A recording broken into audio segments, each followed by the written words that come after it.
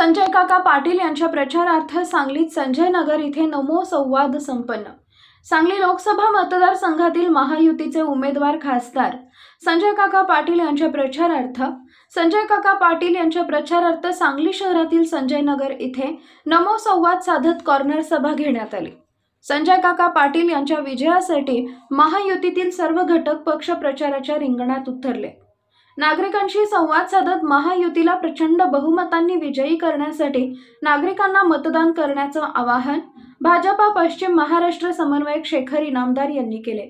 यावेळी आमदार सुधीरदादा गाडगीळ, माजी आमदार नितीनराजे शिंदे, मुन्ना कुरणे, अविनाश मोहिते, दरिबा बंडगर, श्रीकांत वाघमोडे, सुजित काटे, विलास सरजे, सूरज पवार, प्रियानंद कांबळे, बाळासाहेब फोंडे, रुपालीताई अडसुळे, प्रियंकाताई बंडगर, कोमलताई चव्हाण, गंगोताई तिडके, राष्ट्रवादी काँग्रेस पक्षाचे आयशा भाभी व परिसरातील नागरिक मोठ्या संख्येने उपस्थित होते।